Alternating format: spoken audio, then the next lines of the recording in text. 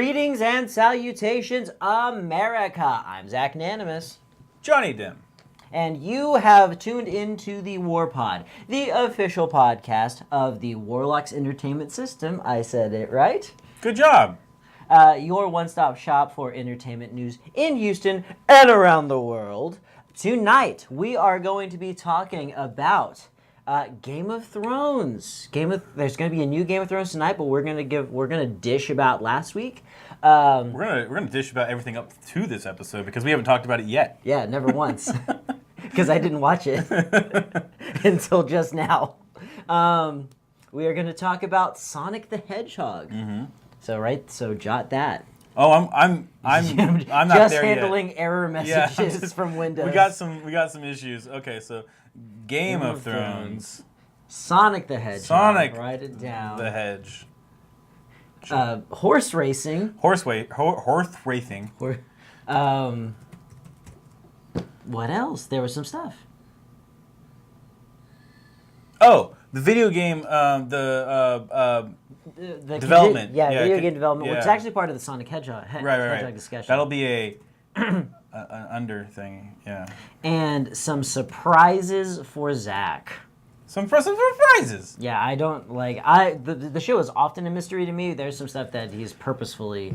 For me, what this is some of the quite contrary branding coming back, and I want to do some reactions. Mm-hmm.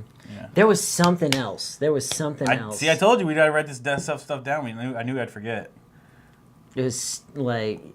Oh, I bet it was the mobile phone. Mario Kart? Mario Kart? Because I know that's what you were looking at. Maybe I'm wrong. There was something you were going to tell me, and I was like, let's save it for the show. Yeah, because I could tell immediately that this was going to be dumb. Yeah. The horse racing took precedent. It took priority. Oh, just because I think it was so funny what you said. Yeah. All right, and I wanted to parse it out right now. First off, before we get into the meat of it, the background, I'm going to change that background in a second. This doesn't matter at all to the people who listen to the audio only. No. But the background, what I did is I threw up the two banners that are going to be at our booth at Game of Thrones, at Comicpalooza. So these are the two banners we're going to have up. We got a Quite Contrary banner and a Warlocks Entertainment System banner. A whole damn, Game of Thrones convention, I think that could play. Didn't your brother go to one?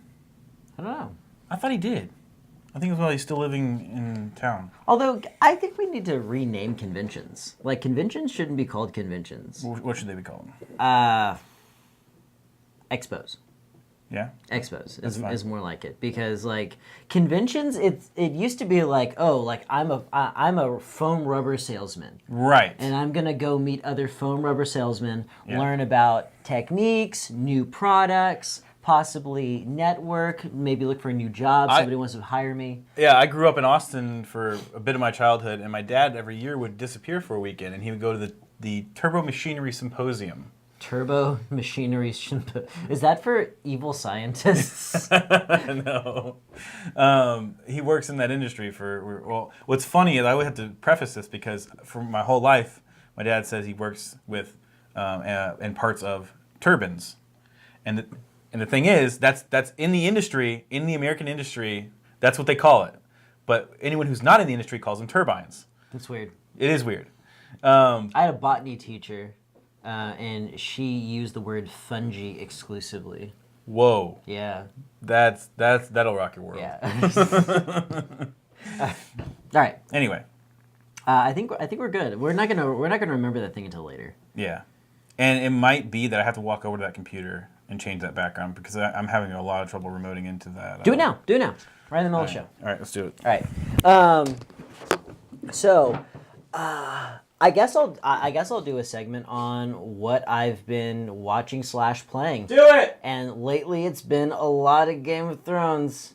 Mostly Game of Thrones. I saw this was interesting, just sort of science thing. Some of you may have recently seen this documentary. I don't even remember what streaming service it was on now, but it was about it was about street food in Japan. Oh, you're talking about Netflix? Maybe. And there was this guy, and I don't think they even did a "don't try this at home," but he's literally torching tuna with a blowtorch, like with a propane blowtorch, and he's got salted ice water next to him, and what he's doing is dipping his hand in the water and then literally putting his hand in the blowtorch fire and messing with the tuna. And I wanted to talk about why that happens. So he's not just he's not just like burning his hand and then salving it. So if always his hand. Always start with the water first if you want to be a Japanese flamethrower tuna man, because what's happening is actually very interesting. What's happening is that he's dipping his hand in ice water, and he salted the ice water because salt actually makes it colder, right? It increases the temperature. No, it decreases. Because if you add salt to boiling water, it makes it hotter, faster. Is the opposite true when it's cold? No, it's not opposite. It's just it's moving the solid. It's moving the solidus and liquidus line predictably. Okay. So the net result is that it wants to be liquid longer. Okay. Or it wants to jump a state up. It wants to jump an energy state more readily. So ice water that's salted will stay in liquid form, but still be freezing cold. Oh, okay. Yeah, that's what it does. So he puts his hand in this super chilled water, and then when he puts his hand under the flame, his hand is protected for like 1 second max in what is actually a glove of steam. Right. And that's why he's okay. So if anybody watched that and was like, I'm just gonna cook my hands and put them in salt water, I'll be fine. Don't. Reverse the idea and also do a little bit of experimenting Right. in much safer conditions with a fire extinguisher ready. There you go. Or learn from somebody who does it first. Because he actually burnt himself. He talked about it. Oh, that Yeah. sucks. He burnt his finger really bad one time. Because once again, this wasn't something he'd learned to do. Because what he was doing is that he was throwing these were parts of the tuna that to make sushi you don't normally use. Oh, okay. And he was like, what I do is I take the parts of the tuna you would normally throw away and I turn them into money. Yeah, so there's a new series on Netflix called Street Food. Street food. So I thought that's maybe what you were talking about. Maybe. It's it just made me sad really, because it's not Anthony Bourdain. Did you have to go there, man? I'm just telling you what my experience was. Because it seems like that's what the show is. It's like everything Anthony Bourdain would talk about, but without him. But what I saw was individuals. There was no Okay, maybe you must have been something else. Yeah, there was no central there was no central presenter who was. Oh no, there wasn't in this show either. Yeah. So, I don't know. It was all just talking to the vendors. Yeah, that's what street food is. Did you see one where there was a man and he was making ramen sandwiches? Did you watch the first episode? I don't know, man. I just turned it on. When you just turned it on? Was it on Netflix or not? I don't remember. How do you not remember? Because there's a million streaming services, man. You're not subscribed to all of them. It couldn't have been that many. Okay, but the thing, I was trying to find TMNT 2 last night, and I was like, and you stumbled on to some street food show. No, I was just saying, I went to Hulu and I was like, isn't this where it was? And turns out no. Okay. You can make it's easy to make. They're like individual channels now. No, I got you. You can make mistakes. I got you. It doesn't matter. Moving on. The weirdest one is anime. You want to talk about you want to talk about horse racing now? I do want to talk about horse racing. I want to talk about it so bad because yeah. we stumbled upon this because there was this article from Nerd Champion. Nerd, no, you're the one who something like found that. it. Yeah, and they were talking about an AI that created horse names. Horse names. Yeah. I'm like one Racing of them. Horse names. One of them was like Pinky Chombers. It was stupid. Well, I actually remember. You went and you were asking me which horse race happened recently, and I think it's the Kentucky Derby. Maybe. I think it is. What's the other famous horse race? Name one other famous horse race. Well, it's a big deal if a horse wins the big 4 or 3. And one's like... You're right. It is a huge deal. So, for some people it is. It's the only reason I know about it. I'm not even into horse racing. I know this. One's called something Downs. You need to throw this computer into a wood chipper. It is useless. No, it's not. It doesn't matter. So what we got on this thing because I was telling you how big a deal it was because it's the first time in I think forever that the lead horse that won the race technically got disqualified. So the next horse won.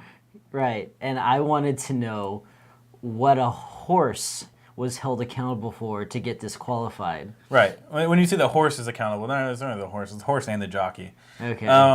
Working as a dastardly pair of criminals. Yes. To steal the Kentucky gold. That's what you get when you win. So what happened was, I even remember the name of the horse that did not win. That should have. Hold on. No fewer than 3 words in the name. Actually, no. Okay. Maximum Security. Okay. Yeah. That's who crossed the finish line first, but did not win the Kentucky Derby because there was a challenge by the one of the horses that was behind him. What the horse have to say about it? It wasn't the horse. It was the jockey. Okay. It was the jockey. And he actually. I wish they would have showed more footage of it because I only saw one little thing of it. But what they said was that he got out of his lane and pushed whoever was in second place out of the way, and he actually moved him and slowed that horse down so that he could get to the finish line first. How does that not happen perpetually? Like, yeah, I don't know. I don't know all the rules of horse racing. No, it's just like they're horses. I remember now the other thing you wanted to talk about because it was horse racing related. Okay. I told you about the concert experience. Yeah, you said you've been to a horse race, but you only went because there was a happened. concert afterwards. Right. And I want to know who was playing a horse race. Blue October. Who? Most of those people know what I'm talking about. They are, I believe they're from Houston, but it was actually a terrible experience. Well, who's Blue October? Well, name a hit. Now I'm putting me on the spot. I didn't go because I really love the band. I don't know. I gotta tell you something because I'm sure you've heard their stuff before. Did they play Shame on You? No. No? They play La Bamba? No. Then I've never heard it. That's the only songs you've heard ever. Ever. Yeah. I've only ever seen Hate Me, Into the Ocean was their first big hit. Into the Ocean? Mm-hmm. Is that like, I want to stand with you on a mountain? No. What is it? What's it like? It's this one. Okay, yeah. Just a taste because I don't want to get a strike. Okay, make it under 5 seconds. Or make it under 7 seconds. If you don't know it from that, No. Okay. No. You wouldn't know it. Sounds bad. It was on the radio a lot. Anyway. Who listens to the radio? I don't know. This came out years ago. So the point was, it was a terrible experience because it's a sad story. It was pretty traumatizing. All right.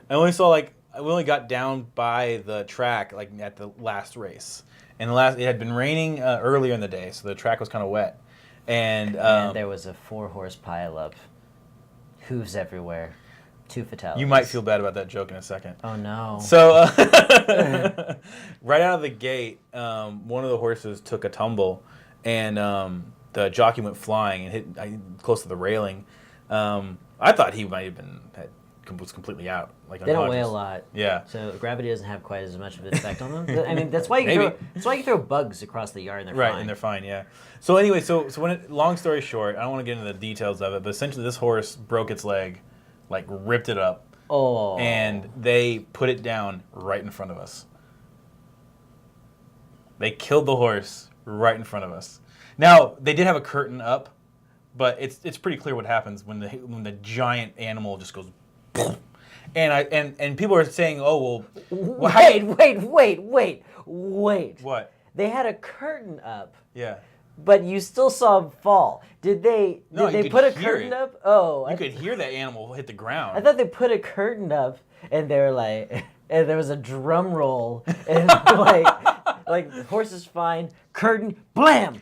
I've told this story before, and someone asked me, well, how do you know they didn't just put it to sleep? Because I saw the guy doing it, giving the sign of the cross before it happened. So that They horse said- is dead. They said words over the horse. Yes.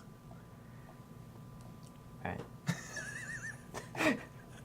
Like, okay, it is never cool when a horse, when an animal gets hurt. No, it was not cool. What I think is super silly, stupid, and kind of cruel is everything the humans did. No, absolutely, it is. I've had. Especially the race itself. I'm not like I don't go so far as I'm not like I don't want to. Okay, I don't, this is hairy territory because I know some people might get offended. I'm not a PETA nut, but PETA's a they do a lot. They do a lot of stupid stuff, but exclusively stupid stuff. right. But my point is that I despise like things that treat animals. I follow a subreddit. You guys might not even like that. I don't watch it very often because it can be pretty traumatizing. But I follow a subreddit. Something it's called like when the bull wins, and you see the bulls get and like the ones that get down in Spain with the running of the bulls and all that. No, valid. Yeah, Like, you see the bull rip some people up. play stupid games, Yeah. win stupid prizes. Exactly. I remember. I'm not gonna get too far into it, but my point is, I'm not a PETA nut, but I despise people when they're cruel to animals. I don't like rodeos. No, those animals don't sign up for that. Like that's just shitty stuff to do. But anyway, so the horse died, and it was a pretty traumatizing thing. And then we had to try to have fun at a concert right afterwards, and it was a really weird experience. It was Blue Job or whatever. Its Yeah, name Blue was. October. Yeah. Okay. Which I think it was that at that concert This is when I started falling out of love with that band anyway, because that guy had like a vendetta against this journalist that was asking him a lot of personal questions. There's an article in the Houston Press. Go find it. It's an interesting read. It basically takes down that band. It's fun. I would challenge anyone watching the show to find any article in the Houston Press or a copy of it. Right. Oh, you can get them for free everywhere around Houston. Yeah. That's why they're difficult to find. Because they're everywhere? Yeah, because people have to pack They don't go places. People have to pack their glassware, and so they take big stacks of it out of the... Now, here's a question. Yo. For you guys. We'll wait patiently for your answer right here. How many of you actually are watching this at home, I wonder? And how many are watching it on their phones elsewhere? Like how many of you are like at a wedding right now watching this? You're gonna have to check all of our platforms to get that answer. No, I'm just gonna pull up YouTube. You can tell me on YouTube. Right, but they might be watching on Twitch or Facebook. No, I know they could be, but they're not. Oh my god! What is it? Wait, do we stream on Quite Contrary? Yes. Is that the one that we do? It streams here, and then the edited version goes up. 2 watching, and one of them's us. Hey! Oh wait, no, actually it not. should. Yeah, it shouldn't count that because that's our studio. Anyway, one topic. One time. Knock it off the list. Horse racing. We're done talking about horse racing. You want to sing Happy Birthday to Jeremy? Yeah. It's Cinco de Jeremy. Happy birthday, Jeremy. Happy birthday, Jeremy. Jeremy used to do segments with us before he moved away for work. Mm-hmm. But it's definitely his birthday today, and I wanted. I told him already on Facebook. So I was waiting for this. Okay. Yeah. This is more personal. More personal touch. So you want to sing Happy Birthday? Let's do it. Okay. Happy birthday to you. Happy birthday to you. Happy birthday, dear Jeremy.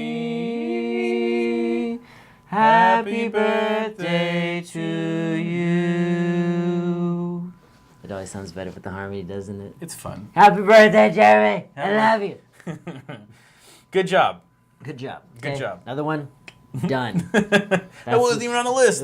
That's what people tune in for. Yeah. So are we just waiting to the end for? Yeah, it's probably better because we're gonna get into spoilers for people who haven't seen the episode yet. Although there's plenty of stuff to talk about when it comes to not spoilers. Either way, you want to get into Sonic the Hedgehog? You want to crack open a blue blur? Yes. Okay. Sonic the Hedgehog. Sonic the Hedgehog. Yeah, I haven't even seen the new trailer. Are we doing that? Did you want to watch it? Yeah, I do. Right. I really do. All right. What are you doing with your... That's what the audio comes out of. Okay. That's why we weren't hearing anything. Okay, it should work now. All right. Strangest thing. Yep. Why do you why do you have the audio of your computer playing out of a 20-year-old CD player / cassette Stereo? player? Yeah. Because it's louder and it's more full sound than my computer. My computer speakers suck. They're over there. You can buy like a little. I don't like them. This is more fun. Okay. See?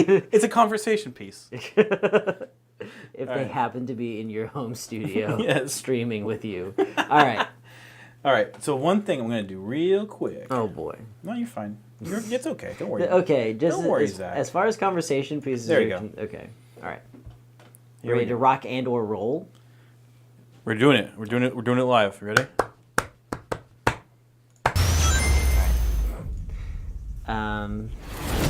That's not Planet Mobius. Nope. It's Earth. Did you say 760 or 160? I don't know. Is that important? Should I check? I mean, like, he's supposed to roll around at the speed of sound. And, okay.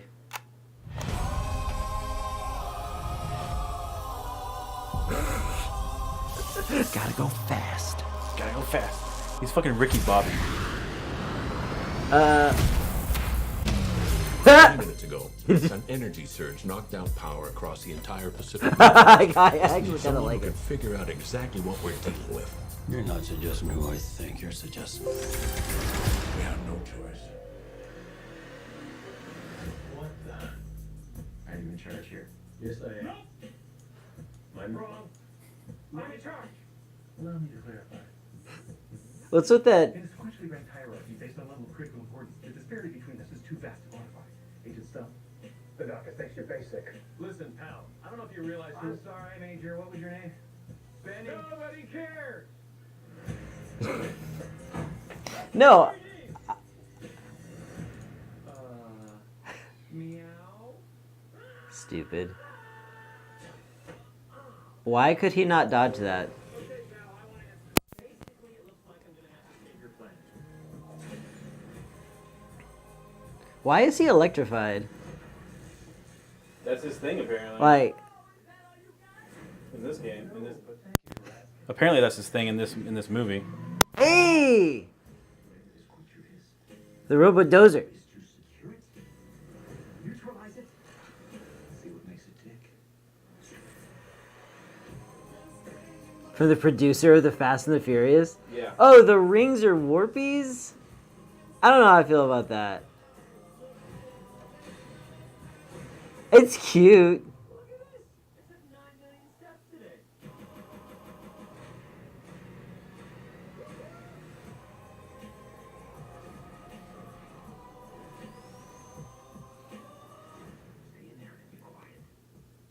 How small is he? You have your child in that bag? No. I mean, yes, it's a child, but it's not mine. Not your child. Not like body for an old ham sandwich. You know what? Perfect. Necessary. There's nothing inherently wrong with that. Like, What people are up in arms about is the design of Sonic. Sonic himself. Yeah. Yeah. Okay, but the thing, like, as just a movie, like, if you were a big fan of Sonic Adventure, which I am, you should see no problem with this movie whatsoever. Really? Yeah. Why? Because Sonic Adventure and its sequel were stupid. Just stupid plots. Okay. It's stupid, but you're a fan of it. Yeah. Okay. Yeah, it's supposed to be it's the okay. You know how like we always talk about whether or not movies are good, and like if it's a superhero movie, like I start off like We're saying thinking, it's a stupid superhero movie. yeah, like I'm not gonna give it more than an 80. Right. Like very unusual for like I start there thinking that that's the best it can do, because like superhero movies kind of don't know what they are anymore. And, you know, it's dudes running around in tights fighting, you know, Nazis and stuff. You know, it's stupid. It's inherently silly. Yeah. And this movie knows what it is. It knows it's the Hedgehog. It knows it's the video game Hedgehog movie about 25 years too late. It knows that. But yeah, you also know that 25 years ago, if they tried to make this movie, they couldn't. Oh yeah, it'd look really dumb. It would look terrible. Which is why they just would have made it animated, which is what they did. And they actually made some pretty good animated stuff. Yeah. I read the short Sonic the Hedgehog novels. Sorry, what? Yeah, that's the thing. Wait, are you talking about the fan fiction from Lil Sonic? No. I bought Game- these from Game like Grumps has brought like into Scholastic, the Scholastic Book Club or whatever. I think I got them from there. How many different ways are there to describe Sonic going fast? I still need to write that Zagnanimous punch up. Okay. It's like why modern Sonic games are misguided and wrong and bad. Oh right. It's yeah, why yeah. people dislike them. Right. So the design. Yeah, so this led into the story was everyone hated the design, and there was even a mock-up, which I should I have to go back over there. So there was, just use your imagination. Maybe I'll put a link to it in the, later when I publish this. But go just search for it. There's an artist who actually changed the design. He actually took a screenshot from the trailer, and he actually created just what Sonic is supposed to look like. And it does look a lot more pleasing to the eye. Like if you're a Sonic fan, you're like that's your Sonic. That's Sonic. Yeah. Well, I mean, first common sense thing is that, like, Sonic's mouth right here, it wasn't tan fur. Right. It's skin. Mm-hmm. He doesn't have fur there. Like, that's one part. Okay, there's this thing in Sonic. It's I wish we had a whiteboard. No. You mean- No. Let's not bring that atrocity over here. So anyway, yeah. So Like, Sonic has one eye. pretty much. Yeah, his eyes, like his two eyes are shaped like this with a connection in the Right. middle. And like for some reason it works. It works better. And what I noticed that I thought the biggest change is that it was just the shape of his body itself. Like especially when you get down to the legs portion. Yeah. Like the way it's like it's got this weird, like it doesn't look natural to me. But I'm not saying that the original Sonic does look natural because he's got skinny legs that are attached to a torso. This one has the one in the trailer kind of has it's like tapers off weird. Yeah, well, I like the modern redesign of Sonic that started with Adventure, where his body is like teardrop shaped, and that leads into a tail that goes underneath the grundle, right? And then literally just stick on arms and legs. Yeah, stick on arms and legs. Yeah, That's what where I'm in the talking original game, his body's perfectly circular. Yeah. Like he's a circle with legs. about. Right. But that actually made us speculate on exactly how the 3D animators. Well, it was based on a tweet that I saw that was basically someone speculating that the way it probably went in the beginning was the people, the actual development team that actually were doing the CGI, probably told them when they came up with this vision, hey, this is probably not what you want to do for Sonic. You probably want to do like this, like the actual Sonic. Yeah, And it was likely somewhat like yeah, it. it was likely there was an argument, and then the suits were like no, this is the Sonic we need. This is the Sonic we want. I'm like, okay, and they begrudgingly did it. And then probably what's happening now is that there's probably those same guys that told them they shouldn't do this are now probably working overtime because we haven't said this yet. Mm-hmm. The outrage was so big about and just loud about how people hated the design. They're actually going back and they're apparently changing the design of Sonic. Like they're redoing it completely in the movie. And so now these guys that told them that they probably shouldn't have used this design of Sonic are probably going back and working overtime, working long hours, probably not being compensated appropriately. in breach of their contract. And it happens a lot. Yeah. This was a big thing that came out when Sausage Party came out. Yes. A lot of people. That was a train wreck. Yeah, these people they're way being overworked and underpaid. And I was bringing up another meme because a lot of it's foreign studios, right? Like they sometimes. Yeah, they overhire. Yeah, I think that a lot of the animation oftentimes is done in overseas studios. I know that's true. I know that's a TV standard. Right. But as far as movies are concerned, I'm not sure. And in fact, there's some TV show. I wish I remembered which one it was. Every single one. But there was one where I think it's The Simpsons. Yeah. The Simpsons, like, they do a lot of the design, the main basic design in a particular episode. They'll do a lot of it, but then the actual animating and putting the show together, they actually outsource. It's called keyframe animation, or key animation, and basically it would, like, if I was keyframe animation, then I would look like this, where I'm getting the basic ideas down. Right. But to make And it the look, rest, you make it smooth. yeah, to make it look fluid, you have to add more frames. Which, and you know what's happening is these the reason they're outsourcing is because they can get it done cheaper that way. Exactly. And which also means that those people over there that are doing it are getting underpaid. Yes. That's exactly what that means. That's why your Nike shoes don't cost what they should cost. Well, actually, it would be fine, but okay. So Well, there's also markup. Now we're getting real political Yeah, here. we are. Is that corporations, and this is just what happens.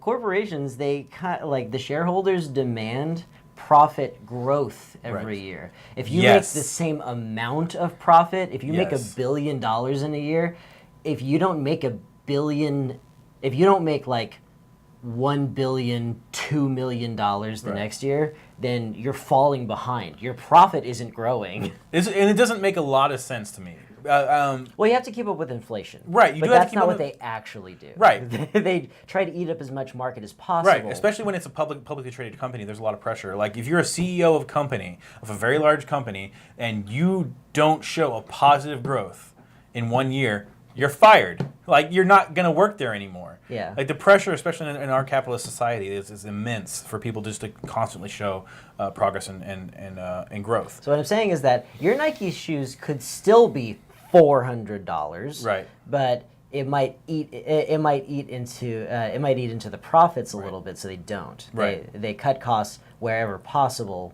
instead of paying into their own economies. Right. They outsource everything. And since this is not an economic show, we're probably going to stop there with that part of it. But what I do want to say, what I want to bring attention to, and this is actually an issue right now in video games, is that it's becoming more clear that a lot of times video game developers, the actual people doing the grunt work, the actual people doing, like we're talking about, like the outsourcing stuff that is done with TV shows a lot of the time, a lot of that's in-house, and we'll be doing the individual studios. It's not necessarily America. There's also there's big Canadian studios, Japanese studios, and those people get overworked and underpaid all the time. Even in their own markets, in Right. their own studios, because video games is one of those industries. It's like acting. It's like comic books. It's like voice acting, where like people are lining up around the block to be part of it. Yep. So anybody who owns a studio knows they can treat their people like crap. Right, and part of that is that what sometimes they'll be working on a project, because sometimes it takes teams of 300 people to make a video game, especially a AAA title. And what they'll do is they'll have these huge teams, they'll bring all these people in, sometimes they're contractors or whatever, but as soon as that game ships, half those people are cut. They're fired. They're out of a job. Well, the thing is that like there are other industries that do this really well. It's called overhire. Right. You know, and every union does it. Yeah. But But the thing is, there's like not... in theater, I've done overhire shows. Sure. Yeah. But the thing is, what's happening is these people are... They're getting the short end of the stick, really. And And what I was saying is that these people, they get hired with like contracts, Right. and stuff, like limited contracts and stuff like Yeah. that, and like it's misleading. right, it is a little. Although people who have been in the industry for a little bit, they like the writings on the wall, and they know to line up their next gig real quick. Absolutely. What I was going to say was, and part of the reason that this is so bad in the video game industry is because they're trying to make cuts wherever they possibly can. That's why you're seeing the increase in microtransactions, and it all comes down to this. The price of video games actually has not kept up with inflation. Yeah. They've actually stayed very low. Back in the 90s, you'd buy a new game for $60. And now, in 2019, you buy a new game for $60. That's why they're selling you the microtransactions. They'll sell you the league passes, all that kind of good stuff. They're always trying to find a way to get more money because the industry's it's messed up. No one's stepping up and actually charging what they should be charging for the games. The other problem is the scope of video games themselves. I look at like they'll sell something like and not that Nintendo doesn't put out quality products, but like what was it? I think there was like a recent Mario. I think it was Odyssey is a bad example. It was a smaller game. I can't remember what it was. What, a Mario game? Yeah, but it was small. It was a much smaller game. Super Mario Run. I don't know, probably not. But it was still being sold for $60. Okay. And Red Dead Redemption is also $60. Yes. And that game is just huge, Yes. absurdly large. Yes, that's probably one of the biggest video games. It probably is the biggest video game ever. And just I'm talking data size. And the problem with that pricing model is that you can put out any schlock. Yeah. And like you can roll the dice on a $60 price tag. Nintendo's very good at making us spend money on the same game multiple times. Yes. They're very good at that. But this is something I've been saying for a long time is that we need independent developers to rein in their expectations. Right. Like and I use this example every time. Making Ocarina of Time, which was groundbreaking in its time, just wouldn't be that hard today. Right. And people still love that game. They do. They re-released it like 5 years ago, and people just snapped it up. And the only difference was that it was an HD re-release. Yep. And so like with computer modeling technology, you make your models, you animate them, and it's time consuming. But like the reason that Link looked bad in the original game was because he was made up of so few polygons. It was done on the N64 system, so Yeah. they had limits. So now, graphically speaking, you can punch everything up, but still make kind of a small, intimate game, which is exactly what it was. It took about 30 to 40 hours to complete. Sure. And that's all you really need. And you know, even large companies could be throwing this stuff out there. And absolutely, and there are. Luckily, there are good games like that. There are plenty of indie titles that do that. And they could do it for $50 a piece. Right, they can do it for 40, and some do. Yeah. There's $30, $20 games. Look, like, if you have a Switch, just go into the Nintendo eShop. There are actually really good games for $30 or less. So go check that out. I've been playing one.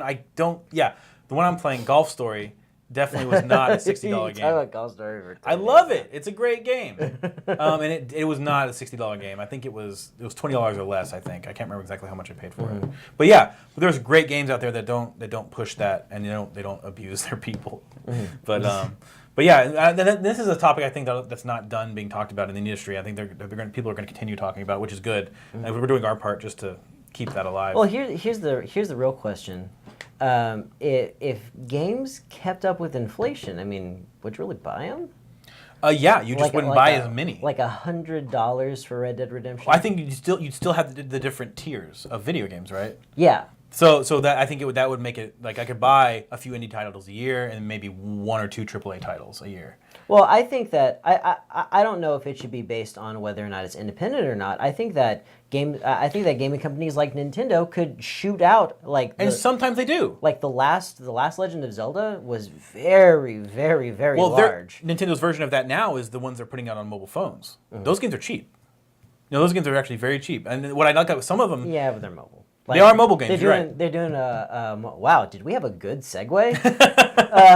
They're about to do Mario Kart Tour. Yeah. You know, and everybody's so excited. Oh, Mario Kart's coming to your Android. No, it's a mobile game that looks like Mario. Right. Kart. You're right. There is a problem with that area too, because then we can talk about what happened a year or two ago with Blizzard and how they. I'm sure you heard about this.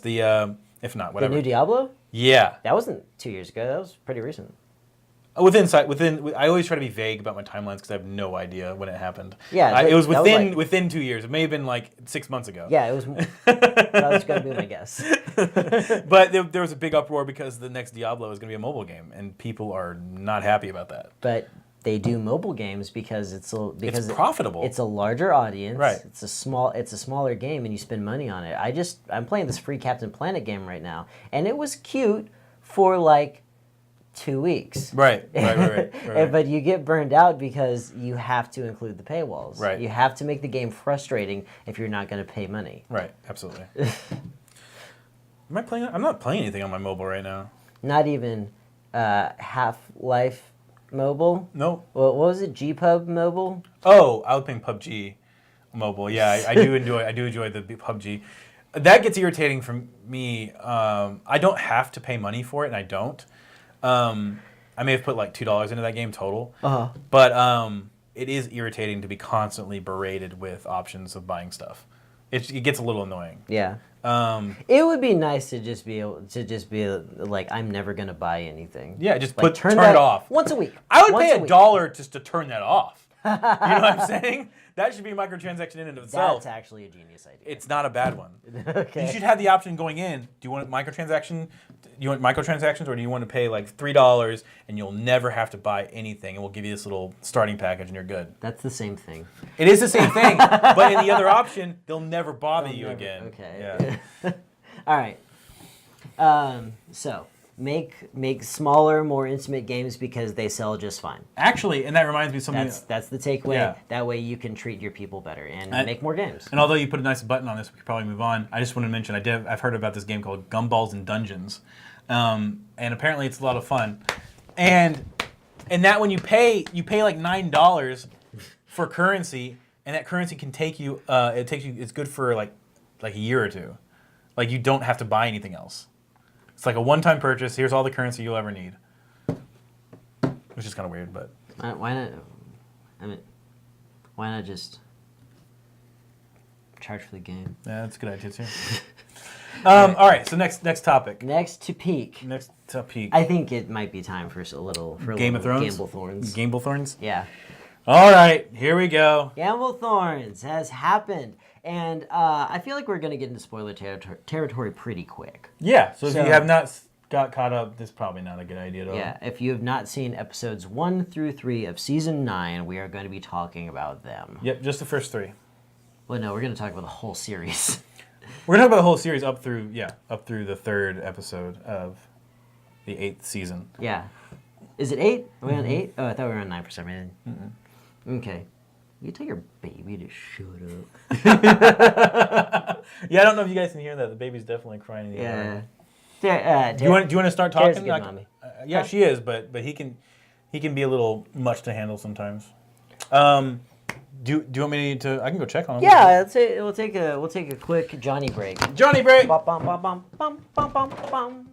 Bum, bum, bum, bum, bum, bum, bum, bum. Ba, ba, ba. Okay, now that Johnny's gone, I want to explain a few things to you, America. First off, he has been farting nonstop. This chair has changed color. No. So Game of Thrones, I kind of want to explain my journey with it. I started watching Game of Thrones maybe like three years ago. And it was just because I didn't have the HBO service, and somebody lent me DVDs, and I found them annoying to binge watch stuff that was on DVDs. So I just ignored it, and then the new season came out, and I have the HBO channel on Amazon now, and it's just I started watching the most recent season, and I was like, okay, I don't mind the spoilers so much, but I'm going to go back and I'm going to check out exactly like how we got here, and I found it as a narrative to Doritos. I brought back Doritos. Brought back Doritos. He turned his baby into Doritos. You tasty. I was explaining to them my journey as like how I actually like the weird way in which I watched Game of Thrones. And I found the narrative to be a little confused. How so? Okay, so this is a story about zombies. Zombies in the north. Sure. And then the world of man, they quibble over this throne. Uh-huh. But zombies are coming, and those are kind of like two different stories for the majority of it. Yes. Yeah. So like it feels like the zombie enemy, even though I know they set it up in season 1. I know that. They started talking about it. It feels tacked on because it's like something that they ignore for a long time, which I think is odd. Like, I It's think, not completely ignored though. well, no, I mean by the other characters. No, it's well. That's kind of part of the story. Is the ones at the wall are the only ones that are constantly thinking about it because that's their job to protect Yeah. the Southern Kingdoms.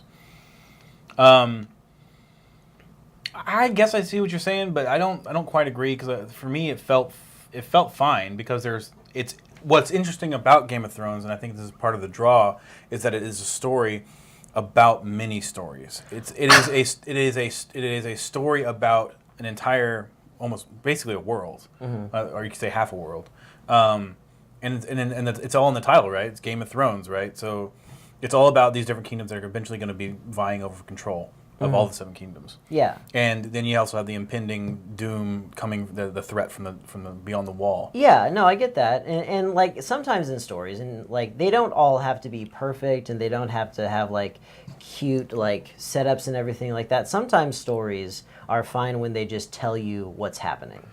And I'll be honest, a Game of Thrones without the Night King and his army would still be a good show. I would contest that it would be a better one. I don't think it would be necessarily better, because I think it's something that really, it's something I was learning about kind of how stories are drafted and writing scripts and stuff is like you need to be able to put your characters, especially the ones that are loved by they're just straight up, they're supposed to be like the main protagonist. The Fawns. Yeah, the Fawns. The main protagonist. You got to put them through the ringer, and I think that's what Game of Thrones does so well. Is because it makes you care about these characters, and then it beats them the hell up. And I think this puts a lot of emphasis, and it actually beats the hell out of one of the most people's favorite house, which is House Stark. Like they go through the ringer, and that's part of the journey. You know, they could have, with Robb in charge, like early on in the series, they could have. I think they very well could have taken over the Iron Throne pretty easily because he was winning. He was winning a lot, and then so that's kind of the ebb and flow, I think, of what you're supposed to do in a story like this. No, Because they what kept them in check eventually. What ultimately keeps them in check is the Night King coming down, and it gets us to the point where we're waiting now on episode 4, where Cersei's going to have the upper hand. Right. Yeah. And the thing is that I think that it would have been more satisfying to talk about the central theme, which is, you know, that it's a bunch of people quibbling over a chair, you know, Sure. and like It's a symbolic chair. in order to drive that home, like I think it would have been nice for the armies of the dead to breach the wall way earlier. I mean, like season 5. And we might have, or maybe breach in 4, and then we have our first big battle and we'd have the Battle of Winterfell in season 5, and then all of the political intrigue that's going on, leave it in, because the point is that even when there is a clear and present danger, these people are going to ignore it because they're fixated on what they perceive to be power. You know, I think that would have driven. I think it would have driven the point home a little better. That would not have been a bad idea. But ultimately, I think I like what they ended up doing. I like what they ended up doing because of the building climax of finally getting them there. I like that. I like that build because you're constantly thinking about it. Because during all of what's going on, you're watching all these different feuds and things going on and backstabbing and blah blah blah blah blah. And all the time, what's in the back of your mind is, well, like the shit's about to hit the fan. The shit's about to, right, but it's not. But like, the thing is, you look at the Ironborn. You look at House Lannister. Okay, you look at the Boltons, and you might like or dislike them. Actually, I think I named a bunch of houses that nobody likes.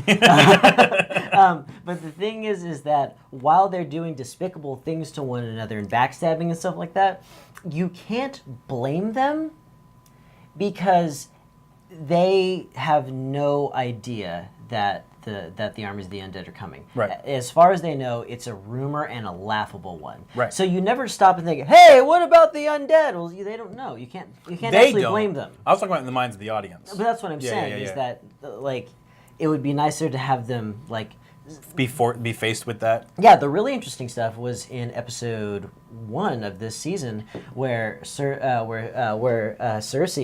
like knows the army of the dead is coming, right? And she's like, why don't we just have them fight them and then we'll kill them? Yeah, let's not help. Let's roll the dice on not helping at all. Like that's cool Cersei Sure. stuff. Sure, That, sure. That's definitely some skeevy Cersei stuff. Yeah. You want to talk about dumb tack-ons, like Obsidian? Oh, you're talking about the dragon glass? Yeah, I think it's dumb that Dragon Glass kills people, kills the undead. It's fine. Well, I feel like it started with Valyrian steel, Uh-huh. where it was okay. So we set up this cool ancient society that knew way more about everything than anybody ever did, and they were the perfect society, but they fell. And we have but tokens from their society, a handful of Valyrian steel blades Right. that are capable of taking out the undead. One very common rock will do it too. Don't worry, there's plenty of weapons for everybody. It wasn't that common. It was specifically on that island, the old where Daenerys' family used to call home. There's a little bit on every island. Either way, it was fine. It didn't. I don't think it did anything to damage the story. I thought it was fine. No, it just like it's not that big a deal, but it's definitely tacked on. It's definitely, this magical weapon is the only thing that can do it. We don't have enough weapons for all the characters. Also, this rock. Well, I like it because it was a discovery. Uh-huh. Because of, the rock was fairly common, and it was common enough that they could arm an army with it. And I like the discovery that finally we have something that we know can kill them. I think that was cool. And didn't it have something to do with the creation of the Night King? Like if you stab obsidian into somebody's heart, I forget. they'll become the Night King. But I think the episode that they discovered that actually was one of the better episodes, because that when you really start to see how powerful that the dead army is. That was when they went north of the wall. I think that's when they went after Bran. No. Because he saw it. He saw the creation of the Night King. I don't think that's when they figured the dragon glass thing. That was when they found that out. Jon Snow figured it out. He went north of the wall to help try to get those villages of the what do they call those guys? The Wildlings? Yeah, I think they're trying to convince a village of them to move with them because they're about to get killed by the Night King, and they were there for the Night King's invasion into that village. I think and he killed one of the White Walkers. Okay. With dragon glass, I believe. Okay. Jon Snow coming back to life. That was stupid. That was He never. That was the dumbest. The other thing is that the Red Lady does cool stuff. Yeah. But she always pays for her blood magic. There's always a sacrifice. There's something that's okay. She can have power, but there's always something that she's got to do. She's got to sacrifice. Oh God. When they killed Stannis' daughter. Mm-hmm. Oh God. Yeah. That was a rough episode. But turns out that if she speaks over somebody often enough, whatever she wants will just happen. Right. Kind of like when she spoke over one of the Dothraki swords.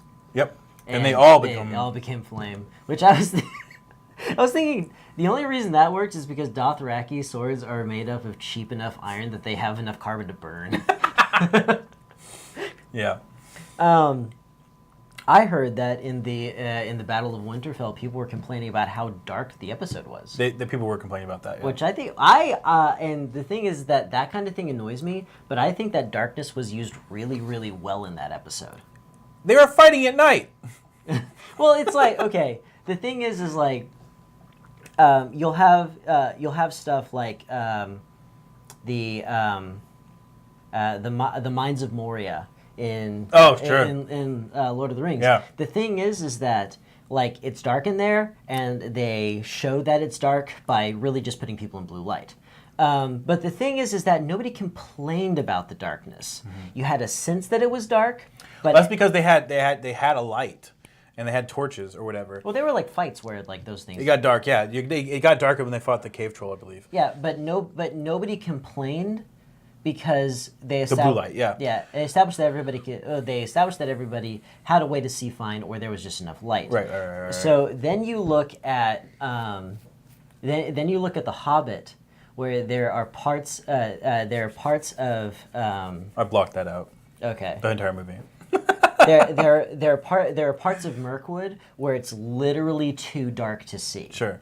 but all the characters still in blue light and just pretending to not be able Right, to right, see. right, right. In this fight, in the Battle of Winterfell, you had the Dothraki like running up, and like one by one, the flames of went their out. swords just all go out, and you see nothing but pitch black, and that was cool. Mm-hmm. Yeah, I that was agree. really cool. I think some the scenes that were a little frustrating, and to be honest, some people are going to complain more than others because some TVs don't do darkness very well.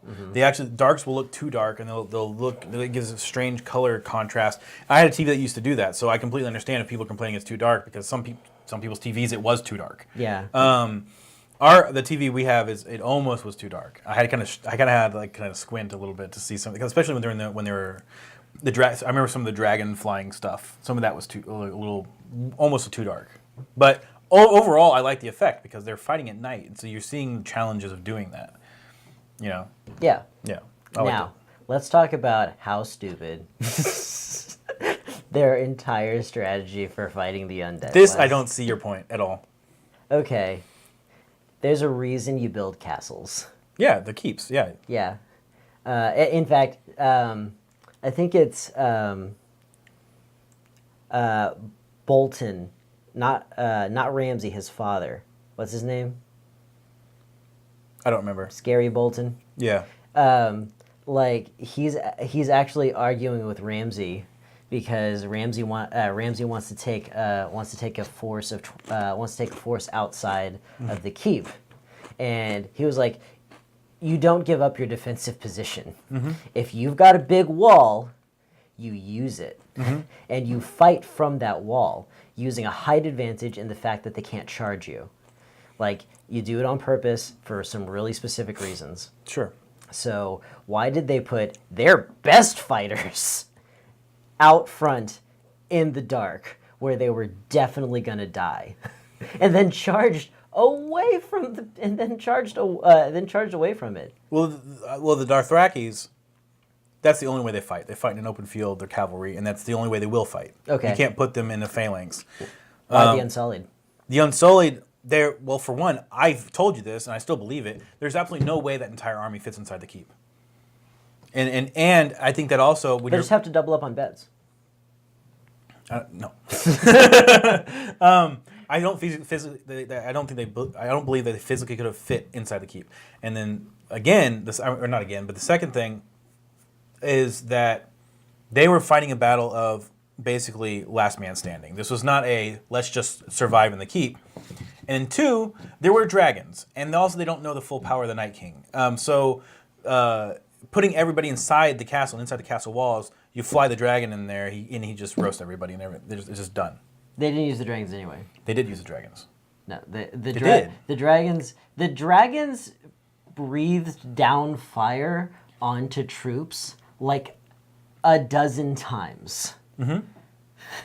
But that wasn't That part. should have been the first thing. Oh, also, The plan was they knew that he could raise the dead, and that could the more people that die, the more people are in his army. So that they weren't going to sit there and just roast everybody. They had a specific plan to take out the Night King specifically. no. The thing about burning the undead is like it's just to get rid of the body. Sure. Yeah. So like, okay. The other thing is that the first thing they did was charge, which is what you never do. The first volley is always a volley. You fire arrows until a melee starts because you can't fire arrows when your guys are fighting the other guys. It was unclear how far away they were. They had no idea how far away the army of the dead was. If only they had a magical creature that could breathe fire to cast some sort of light on where. It still would. Okay, I don't still understand what the problem is. Like, they did everything dumb. The first thing that they did was charge. They put their guys. Dothrakis have to charge. Okay. Dothrakis are expendable. They put their best sensible fighters outside the wall on the front, where they had absolutely no ability to retreat if necessary. Couldn't fit inside the keep. Never established. Didn't need to. Guessing. Didn't need to. Guessing. Just take it in as they give it to us, because they're fighting. I don't know. This is just okay for the Unsullied aren't necessarily trained fighters. They are the best fighters. No. I'm not saying they're not trained fighters. I'm saying they're not trained for that kind of combat where you're just because what you're explaining and what does happen a lot is the castle sieges, right? Yeah. But you're not using traditional warfare necessarily. You're fighting an army of the dead that are just going to climb over the walls anyway. I mean, that's what every army tries to do anyway. Right, but then you're talking about fighting in close quarters, where I think the army of the dead would have the advantage, because they can just swarm you and you're done. No. The whole point of castling is to make sure it never gets to that. That's the whole point of castling. Right, but they're not using traditional warfare weapons. They're not. They have a dragon. The Night King had a dragon, and he's got the army of the dead. They're going to get over the walls. It's not. This isn't traditional warfare. Right, but you should have every person capable of dropping a rock, shooting a bow, or firing a trebuchet on that wall, taking out as many as they can before it happens. The way they did it was fine. It was stupid. It was not stupid. It was not stupid at all. Yes, it was. It was not. Because the other thing is that, hey, they know exactly where the Night King is coming from. They know exactly where he's coming from. Why were there men in front of the gate? What do you mean? To fight? Yes.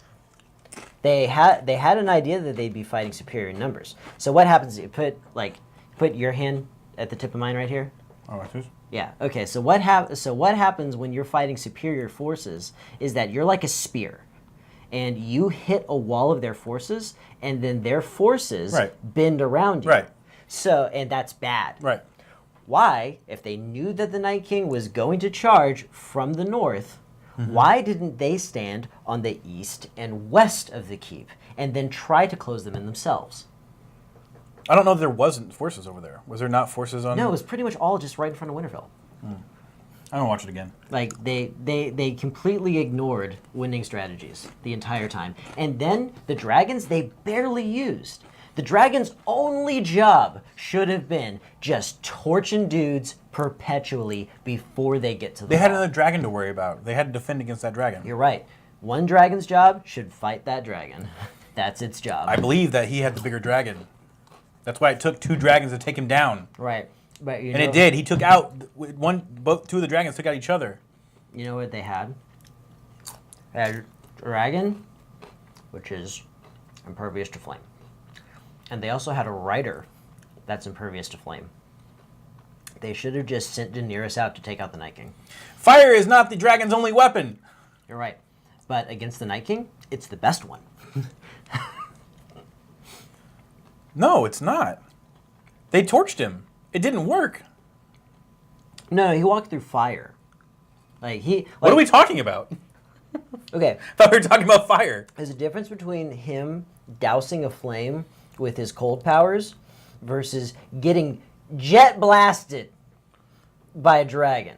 There's a difference. He did get jet blasted by the dragon. Really? That happened in the show. Okay. He was on the ground and they torched him and they thought it killed him and he just when the flames went away he was still there. Okay. It was a Kylo Ren, Luke Skywalker situation. I'll give you that one. Yeah. But they didn't even try it ahead of time. And that being the case, the thing is that the dragons still wanted to fight one another, which would have given Jon Snow way more than enough time to use his dragon to just torch the army over and over and over and over again. Night King had the spear. It doesn't matter. Honestly, if they would have done everything to a T like you wanted them to do, they still would have ended up in the same situation, because that army was overwhelming. You're right. They would have ended up in the same situation because the Night King is stupid and went for Bran. Yes, Why would he go for Bran? because he wants to kill the memories of the Seven Kingdoms. First? They talk about that. Okay. Why Bran first? Wasn't first. You're right. It doesn't happen until like an hour and a half like into the show. You're right. Or whatever it was. The Night King is perpetually knocking down obstacles in a blind, mad dash to Bran. There's stuff in his way, and he's only concerned with knocking it down so that he can get to Bran. Right. He was overconfident, and that can destroy a lot of campaigns. Is overconfident? Yeah, the Night King's a little overconfident. Have we established the Night King having any kind of personality? I'm basing this on what he did. You're saying he's stupid. Yeah. I'm saying yes, he was overconfident. Yeah. What's there to argue? I don't think he would have done that. It's a stupid, it's just a stupid move. And also, how did Arya get there? What are you talking about? Arya shanks the Night King. Yeah. Yeah. All of it was just really, really, really convenient. The Night King wants to run at Bran, no matter the cost. Arya, who was lost in the castle having a library adventure. Who established her ninja skills so she can get over there. No, okay. But she didn't even know that was going down. She was having. She knew the plan. She was having. Okay, then why didn't she just stay with Bran the whole time? She only went over there when she did. She probably saw. She probably went to go check on him after everything kind of collapsed in the castle. What needs to be explained? I don't understand what needs to be explained. She went where she needed to go, and she got it done. Wait. Okay. She went where she needed to go. It wasn't part of the plan necessarily. How did she know to go then? She probably gave up on the castle. I don't know. They don't say. That's what I'm saying. They don't say. Would you have preferred her to just look at the camera and say, "Man, I should probably go over there now"? Like she wasn't. She was by herself. She's not gonna self-narrate everything that she's gonna do. Bran uses her ward powers and tells her that she needs help. That he needs help. That easy. May have happened. May have. Yeah. But we don't. But they didn't say it because they didn't explicitly. It was just a bunch of convenient parts that fell together for not a lot of reasons. They may say it in this episode. They're gonna say the Night King was overconfident. It's very good that you used your ward powers. I'm saying, but it made sense because when he did his eye rolling thing, that was I was wondering what the hell he was doing, but that may have been what he was doing. He may have been telling Arya to do that. Regardless of explicitly saying that that's what happened, it was still fun to watch and it was still a good story. Actually, now it was a little anticlimactic. As an episode, it was a little boring. I loved it. It was a little drawn out. It could have been shorter. Yeah. But Arya's killing of the Night King was very anticlimactic, and really there was no. You wanted there to be a little more gravity to why she was the one to do it. Like, why was it her? I mean, that's what I'm saying. Yeah, well, that's not what you were saying. You were asking for an explanation of why she was over there. Yeah. I'm just saying that the story reason, like, why was it her that ended up doing? And I watched the behind the scenes thing afterwards. They had decided that Arya was going to kill the Night King 3 years ago. Like in real time when they were. Well, I mean, they set up ninja powers. Right. You know. Which is cool. I like her. I like the way she fights. She's cool. Although, I would have had her use her faceless man powers to become an undead. That would have been interesting. Yeah. But now the main complaint about this season so far, this last season, is that Cersei dresses like Shredder from Teenage Mutant Ninja Turtles. Yeah, it's ridiculous. With big pauldrons that look like cheese graters. Cheese graters. For tonight we dine on turtle soup. I had a flashback to it. There's an episode. There's this one little scene I can't get out of my head from when I was a kid watching the Teenage Mutant Ninja Turtles cartoon. Shredder somehow gets his mind messed up and he becomes a Ninja Turtle. And there's an episode. Sounds solid. But someone Krang probably made. No, someone did some type of hypnotizing because every time he'd hear his name, he'd switch back to being regular Shredder. So he's acting like a cool ninja bro, and they're in a pizza shop, and I think that's what they were doing. Like there's some pizza. Did he take off his mask to eat pizza? Yeah, he opens it. Yeah, but what he does, he reaches up to this cheese grater like a big machine, and he goes, "Oh man, there's some cheese left in this cheese shredder." And he goes, Shredder, Shredder, Shredder, and he switches back to being evil Shredder. That scene is stuck in my head, and I don't know why. Because that's the best episode of TMNT that's ever been described to me, ever. Bar none, far and away. Anyway, what I was trying to say about Game of Thrones is this season, and we kind of saw this coming after you just even seen the first episode of the season, is that this season is not super story heavy. It's when the things are finally clashing. There's a lot more action than there is story. But I think it's still good. It's just a different Game of Thrones than what we're used to. They don't have J.R.R. Martin's book and his writing to fall back on. When did they when did they diverge? I think it was season 6 or 7. Really? Yeah. So the John. Actually, I think 7 was the first one that they went completely off. So John coming back is in the original. Is in the. What season did he come back? 6? Yeah. Maybe. I don't know. I don't know if it's written. Yeah. But yeah, it seems like some stuff happened for convenience. I'm sure it did. I'm still liking it. I'm still enjoying the show. Daenerys herself, I forget the actor's name, but Ramsay Bolton. yeah, and she's going to be at Comic Emilia Clarke. Emilia Clarke. She's going to be at Comic Palooza, which is really cool. She doesn't go to cons very often, but she dropped a little bomb on one of the late night shows, one of the Jimmys, and that's what I just say. One of the Jimmys. Are there multiple? Like Jimmy Fallon, Jimmy Hoffer, What the hell is his name? The guy that used to be on the Man Show. Jimmy Palin. No, that's definitely not it. Jimmy Fallon and Jimmy Man. Jimmy Man. Jimmy Man. Jimmy. Jimmy Eat Man. Kimmel. Jimmy Kimmel. Jimmy Kimmel. Jimmy Kimmel. Are we frozen? I paused No, it. you paused it. Okay. I was gonna check Facebook, see if anyone's talking to us. Okay, yeah, let's check Facebook. Let's say. But anyway, she dropped the bomb in there, saying that they were talking about how big these episodes have been, how big season episode 4 is gonna be as far as like story and how crazy it's gonna be, and like whatever twist, And she was saying there's a much bigger twist in episode 5, so I'm really looking forward to that.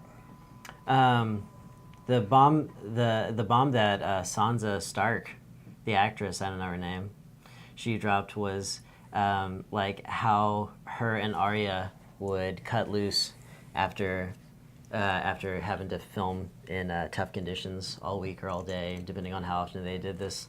But basically, they would just draw a bath that was big enough for both of them to get into, smoke a lot of weed, and then brush their faces with makeup brushes. Wow. Because I read that in an article, and you can lie about anything you want. She has had an interesting journey herself. Who, Sansa? Sansa Stark?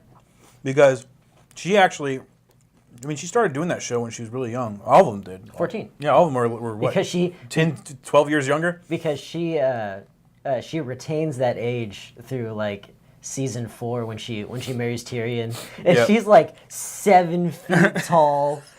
And like, how old are you, milady? 14. I'm doing a deep voice. 14. But no, she was saying in an interview recently how rough it was because she people hated her character, and so you get people Well, yeah, she's an underfoot character. That's something I noticed, like binging a lot of it over the last couple of weeks. Is Right. that she doesn't do much. right, but she's a little shitty, and she makes some shitty decisions. She just gets pulled around. She just gets No, pulled around. That's the majority of it, but she takes a particular stance that kind of sides with Cersei a lot of the time, until she finally gets captured and things kind of change. Wait, when? Well, she had. I just remember her really having an admiration for the Queen. She was trying to survive, man. This was before she got captured. Oh, well, yeah. It doesn't matter. Wait, captured by whom? Well, she kind of was captured in quotes by the Lannisters. Oh, I see what you're saying. Right, when she was still being courted by Joffrey, she was quite taken by him. Right. But she was a girl, Beside the fucking point. My point is that a lot of people hated her character, and they Right. let her know that on Twitter. And a lot of it was really depressing to her, and she actually went into a deep depression and had some issues, and had to actually start going to therapy to get corrected, to be like back on track here, because It's always really tough when you. Yeah, it's rough. when you're in the industry and that young, because Yeah. everything's so important to you when you're that age, and you internalize everything. right. Yeah, no, you're right, and this show's got bigger, I think, than any of them anticipated, and it was a lot more than people can handle sometimes. But yeah, Arya has had an interesting journey because as she grew older, she developed sideburns. People. No, people she's a speaking cute of, kid. that She's was just got another. sideburns. That was another thing that that blew up on social media was her sex scene. Like everybody. It was a lot of people googling how old she was, like in real life, and then having a sigh of relief that she was of age. Well, I mean, they've never done that because the lady who plays Lady Marjorie, she's an adult, Right. And Tommen was, he was very clearly like somewhere between 14 and 16 in some of their bedroom scenes, and like they stage it really well. To I was like, did they kiss? I can't. Did they kiss? I can't remember. They've never done that. They gave her the option. The directors did, whether she wanted to do full frontal or not, and she kind of decided to do kind of a half. Like it wasn't super revealing. Okay, But I I just remember reading that. That was just a fact. I don't have an opinion on it. the only thing Arya's one of my favorite characters. Yeah, she's great. I don't think that she's attractive. That's fair. Yeah, and- She kind of feels like a kid sister. Yeah, Yeah. like she's always looked so young, and that's the only thing. She's cute for a kid, Right. And that's fine. And the thing is that I like the character. Isn't that what I'm supposed to like? What can I do to satisfy you, internet? I like her for what she does, not what she looks like. What? Nothing. I didn't say anything. I'm good. I think that's pretty much everything we. We're gonna end on that note. No. I'm just saying. I'm saying that. The Night King's stupid. Yeah, whatever. Okay, I Overconfident is the word I would use. I wanted him to. The thing is that if he kills, overconfident. He's like, I can definitely go and kill Bran by going into their going into the heart of their defensive position. Nothing's been able to stop him yet. He has not seen failure. But he knows fear. It's not like he walked up alone. He knew what he had to do in order to take out the world of man, but he chose not to. He chose to kill Bran because imagine if the Night King had won. Imagine if the Night King had won. Okay, done. Okay, Bran's dead. Oh well. Like seriously, like zero sum. We know that he has a vendetta against The Three-Eyed Raven. the Three-Eyed Raven, but he also has a vendetta against just the Seven Kingdoms. Like he's trying to wipe them off the map. Actually, why does he have a vendetta against them? The people who made him the Night King were the children. Yeah, that's true. So why does he even hate the Seven Kingdoms? I forget. I don't know. I don't think they say. Excuse me. So his anger is a complete projection. Well, He's a dummy. no. Isn't it that in a roundabout way that it's man's fault that he was created? Because it was the man's encroachment on nature that made the children. What are they called? The children of nature? What are they They're called? just called the children. Yeah, like they did that in retaliation of man's encroachment, didn't they? I don't remember exactly how that episode is so far ago, so far back. It's still the children's fault. Oh yeah. Oh wait, no. Oh wait, okay. The children were creating a weapon Right against to him, fight against man. the world of man. Right. Okay. So he's doing what he's designed so to he's do. so it's actually just programming. Right. Pretty much. Yeah. Which is what makes him so dumb. What do you anticipate happening in this next episode? The one that's happening today. When we're streaming this is the 5th I think of May. I think that the Golden Company is going to land on the shores of Is that the Iron guy? the Gold Company is at the helm. The Gold Company is at the beck and call of the Iron Order, the bankers of Westeros. Cersei bought Right. an army. The mercenaries. Yeah. Yeah. Cersei bought a private army. Yeah. And they are going to land on the shores of. I don't know the geography well enough, but I know that they can't just be at Winterfell. That's not going to happen. Because the conflict is going to happen in the last episode. But they're not far from the West Coast. What's there? I don't know Westeros that well. If I remember the map correctly, actually we could just pull it up. Yeah. So Gold Company is sailing from King's Landing, which is where? It's gonna be a better map. Is there not like a Google map? Sometimes they have fantasy Google maps. There's one. There's a really good one of maybe. Galerian that I use for Pathfinder games because like you can like look up the cities and stuff. It's really cool.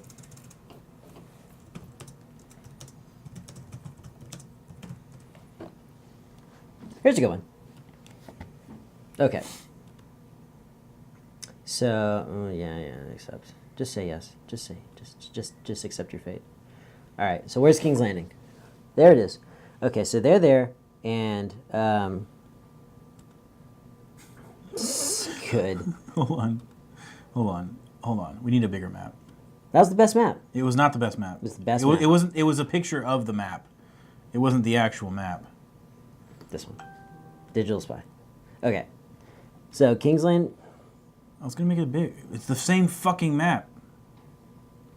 Yeah, I want that map because I can actually see where stuff is. It's not even complete. I'm almost like my thought is almost done because I can see part of that map. Because we really only need to know where what White runs. That's something else. What's the name? What's the Stark home? Winterfell? Winterfell. Yeah, I only need to know where Winterfell and King's Landing are. I got you. I'm just gonna do this. Okay. Pull the actual map. Best episode ever. Ever. Oh God, it's so tiny.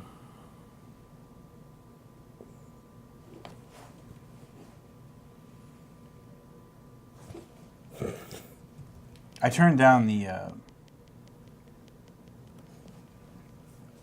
Basically, we're looking at like there was an excellent map just a second ago. It was not excellent. I don't know what you're talking about. I only needed to know where those two places were. That's Yeah. it, and I could tell from that other map. And this map, its resolution's too low to read anything.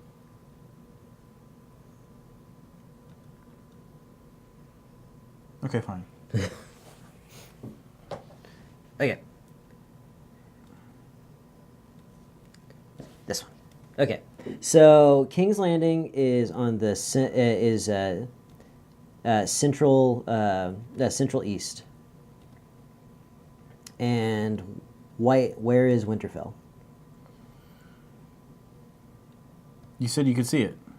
It's way up top. There's- It's okay. cut off the map, like I told you. Okay, that's fine, but we know it's north of White Harbor. That's where they're going to land. Yeah, the Iron. Oh, they're gonna go around this. I forget that it's shaped this way. I thought it would make more sense Yeah. to go around the other side. I think that the Gold Company is going to land at White Harbor. Okay.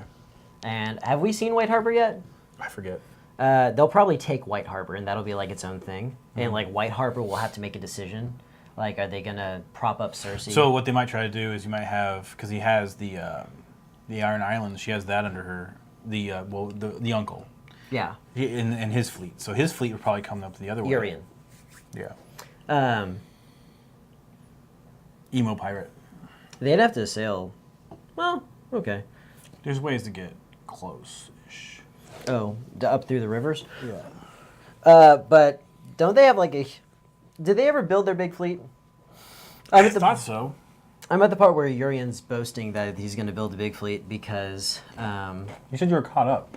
no, I've watched all the most recent stuff, but I'm missing basically season 8. What? We're in season I'm 8. at season 7. I'm Okay. halfway through season 6, I think. Yeah, so in season 7, I think he builds it. Yeah. So that's what I think. Gold Company is going to land at White Harbor. They're going to have a little adventure where the politics of White Harbor are going to be like, oh, should we let the Gold Company do whatever they want to do, or should we stand with Jon Snow? Okay, if they're smart, there's going to be a payoff. If they're smart, they're going to be like they're going to like invite the Gold Company in with open arms, and they're going to like set up shop and be like, "You're good, okay, yeah, we know that Cersei is just true queen. Come on, babies," and then And assassinate him, yeah, it's going to jump him. they're going to be and the theme is going to be the North remembers. That's fair. Yeah, that'd be a goodie. I And so it's going to come down to just Jon and the mountain. That'll be the last conflict. I'm really curious what is left of the Winterfell army. It's not gonna be much. No. So I'm really curious what they're gonna do with that. Can we talk about the library adventure? With Arya. Arya? Yeah, Arya went on a little library adventure with the zombies. What's there to say? Why were the zombies in the library just looking around? They're stray zombies. Happens all the time. But anyway, I'm really curious to see about what is left and what they're planning on doing. I don't know there's a puzzle now, where the puzzle is how the hell do they get enough troops together to eventually take the Iron Throne back? They'd have to buy a gold company. They could outright buy them. They would just need they would need to entice them with something. I don't think it's going to be that. I don't think that's the way they're going to go. I think they're going to go a different way. Bran needs to do something. Something, yes. Something, yes. There's a At least one thing in this whole story to make it worth it. There's a bit that Seth Meyers did about that, where he was just talking about like what do you do? Like, do something. You have some type of powers, but you're not really displaying them. You're not getting anything done with them. Mm-hmm. You're just being an asshole, really. The thing is that they haven't done any like time warping stuff where like he affects time, but time is always the way that it was after he affecting it.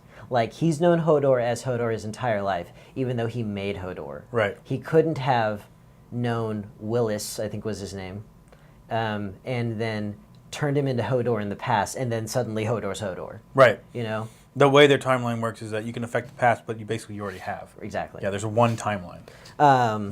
So, There's actually a really good movie you should watch that messes time, that does time the same way, and it's called Time Crimes, and it's amazing. Time Crimes? Yes. Of course I'm going to watch Time Crimes. Are you kidding me? It sounds like the best movie ever. Yeah, it is.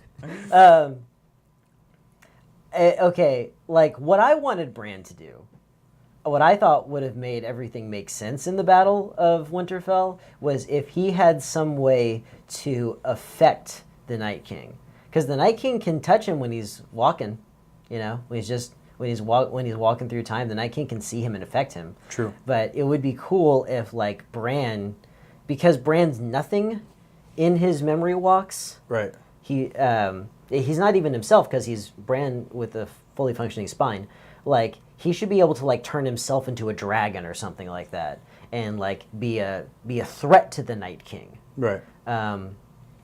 And so that would be why the Night King's after him, and like he could he could in some way douse the powers of the Night King in some way that makes it inconvenient for him. Yeah, I don't know. I feel like, yeah, that'd be fun. I was having a separate thought.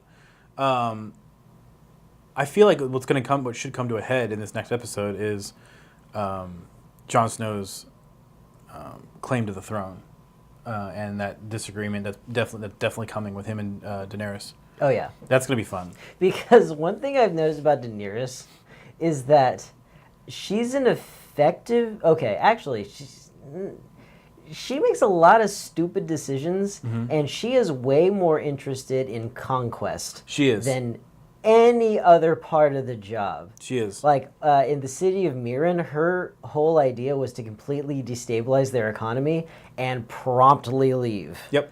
That's all she wanted. She wanted vengeance on the guys at the top. And didn't care about anybody else. Yeah, and she's clearly obsessed about reclaiming the Iron Throne, and Jon's not. Honestly, it should be Ferris. Which one's Ferris? Oh, he's the bald one, right? Yeah. Yeah. He should have the Iron Throne? Yeah, definitely. Ferris is the only one who ever was like, okay, Jon is just like, let's just try to survive and figure out where the next meal's coming from. Yeah, let's be cool, bro. Daenerys is like, which society am I going to topple next? Right. Tyrion, honestly, I think he just likes to put together puzzles. Sure. That's the only thing he's really concerned with is being correct. Ferris is the only one who's ever been like, I believe that Daenerys Targaryen would be a good leader and could actually make a difference in this world. Well, maybe. Yeah. But it sounds like you got your head on straight. He just you just don't have a claim to the throne. He's just not a leader. He'd rather be a guy that works in the background. No, he just doesn't have a claim to the throne.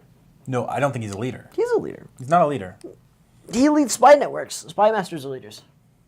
He leads a spy network in the background. That's what I'm saying. He prefers to be in the background. He doesn't want to be at the top of what I'm saying public is life. that his leadership skills are there. Right. It's a preference. He'd make a good hand of the king. Or queen. I don't think he has no preference to. He doesn't want to be the king. How is about this? The Night King, unbeknownst to anybody, raised Robert, and Robert is undead now. But he still has his personality. Robert Baratheon? Yeah, and it's a party. We're right back to the party. We're going right to the beginning. That would be fun. Because wasn't that what King's Landing was? A nonstop party? For him? Yeah. Yeah. Let's go whoring, drinking, eating, Yeah, but hunting. weren't the people happy with Robert? Not all of them. No, not the Lannisters. No, I know, but you're asking if there was peace in King's Landing. Yeah. He gave them tournaments. That's right. But he was a favored king because of that. Like because he was just like the party king, and he was like, yeah, everyone's cool, let's do this. But the problem was that all these tournaments and stuff they were putting on, they were putting the bank into debt. Mm-hmm.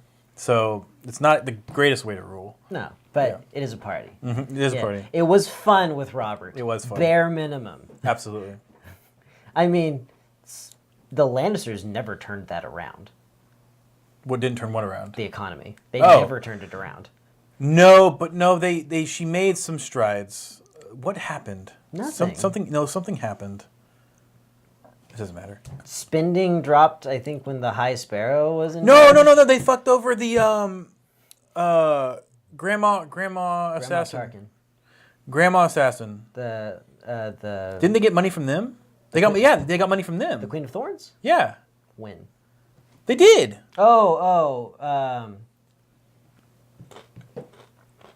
Yeah, Lord. When Lord Tyrell was on the Small Council. Right. Because they were in desperate need of some money, so that's what they kind of brought them in. Mm-hmm. Yeah. But That's why they wanted, and they both had different. right, but they lost that relationship, but quick. Right, but I think they already had the money. They were they were talking about Lord Tywin going to the Iron Bank, like to negotiate. Mm-hmm. So it wasn't. It's not all solved, but Yeah, I think they were better. It was actually just a financial minded person moving a bit of debt. Right. That's it. Moving some stuff.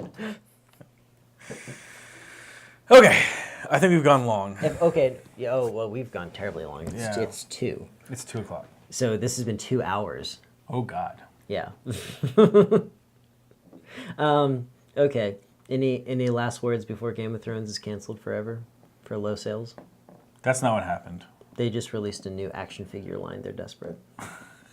They did. Did they really? Yeah, and it's not like it's not like action figures like you sell to adults. Although they're still priced as them. They're like fully posable, come with weapons, and Fun. Yeah. Actually, I thought they looked cool. How many kids are watching Game of Thrones, do you think? All of them. Because parenting is dead. Every child. I saw this meme. I know this is a stupid note to end on, but it was my favorite. Somebody was holding up a cardboard sign that says, "Y'all need to binge watch your kids." I love that. That's funny. And on that note, I do think it's time to say goodbye. If you happen to stay the entire time, just bless you. Oh God, we still need to talk about Comicpalooza. Blessings of the 7.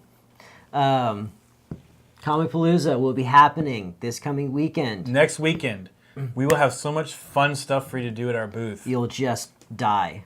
It will literally kill you. Yeah. You'll literally be dead by the end of it. And we will feast on your corpses. Let's do a real quick. Let's tell them when stuff's happening. We've done that. We can do Tell it 'em again. Tell them again. I sent you a thing. That's the fastest way to find this information. But we are going to be doing a panel on Saturday, May 11th. The panel begins 10:30. at 10:30 a.m. About Get up there early. an hour before the con begins. No, I think it opens. I think the floor opens at 10. Does it? I think so. So we have 30 minutes to get people into it. Are we going to film it? I don't think that's. I don't think we have the right equipment to do it because they're going to panel a lot of people. I don't think We would need a dedicated videographer. Is Right. what we would need. Yeah, so probably not. But come and this will actually be fun. I think we should actually entice people to come up there. Like we could have prizes for people there too. Like we have one thing that we've already talked about where you can shoot us with Nerf guns. Did you email any of the other guys to see if they're cool with being shot at? Not yet. Yeah, but how? Like, if you come up and you want to ask us a question, you fire a Nerf dart, and whoever gets hit has to answer it. Right. That'll be one thing. We'll give you a few shots. Mm-hmm. How about 3 shots in 3 steps? It's like, is that who you wanted? No. Okay, take a step, take a shot. Is that who you wanted? No. Take a step, take a shot. Yeah. So that same day, this Saturday, we will be doing our WarPod Thunderdome, which will be at 3 p.m. Yeah, so we'll be doing that. Yeah, and we have a couple of strategies depending on how many people come to see the show. Yep. That will decide what kind of game we play, how many prizes we give out, etc. If there are a lot of people there, then we're going to then Johnny and I are going to play a game. And we're gonna have teams. It's gonna be kind of a la super fight. And if we only have a few people there, then we'll do something that's just the fans. Okay. Recently announced guests that we haven't talked about yet on the show. Dan Fogler. Dan Fogelberg. Yeah. So he's the guy from Fantastic Beasts.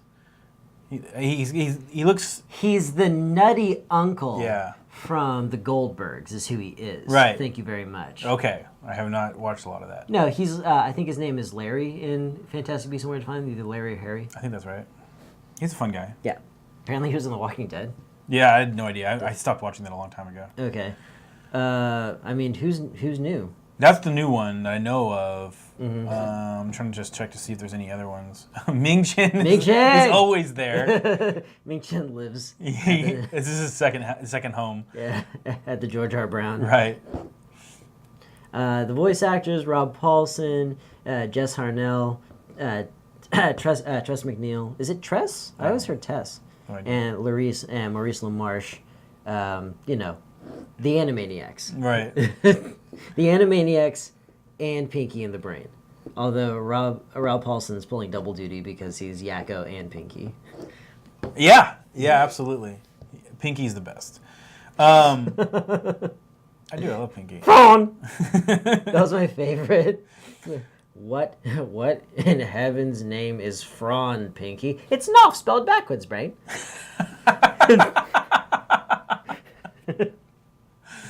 The headliners apparently are Emilia Clarke, which is, of course, the big headliner. She was Dick Tracy in the original Dick Tracy movie. That's not true. Natalie Emanuel, she's the interpreter. She played Big Boy Caprice in Dick Tracy. That's not right.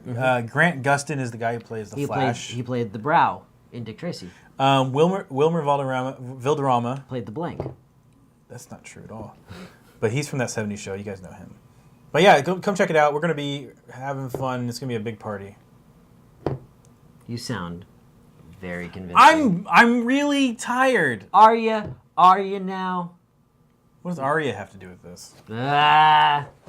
All right, I'm turning off the podcast. Oh, wait. Everybody. No, wait, you can go too. All right. Everybody at home. I feel like the tension's broken now. Everybody at home. Try to say Arya without saying Aria. Her name is spelled Arya. Not like a type of song. It's Arya. So try to say it without saying Arya. And good night!